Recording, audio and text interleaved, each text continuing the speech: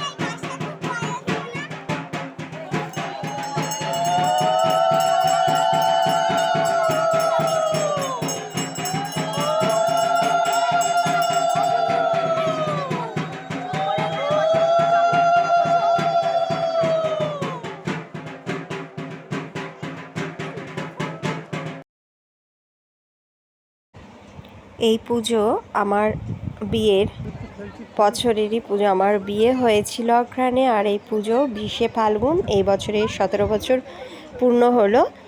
বট আর অশ্বত্থ বৃক্ষ শিব ও পার্বতীর বিবাহ বার্ষিকী সম্পন্ন হলো। তো তোমাদের এতক্ষণ পুজো দেখলে কেমন লাগলো বলো। আর দেখো যজ্ঞের আগুনটা কিন্তু বেশ ভালোই উঠেছিল। তার সাথে কিন্তু আমি নতুন বরবউকেও দেখিয়ে দিয়েছি পুজোর ভিডিওর সাথে সাথে। তো সব মিলেমিশে ভিডিওটা কেমন লাগলো কমেন্ট করে জানাবে। এতক্ষণ এত আওয়াজে আমি আর কিছু বলিনি, ভাবলাম পুজোর আওয়াজটাই শোনো, মানুষজনের কথা শোনো। ওখানে লুট হচ্ছিলো দেখেছো, খুব ভীষণ মজা হয় এই পুজোতে।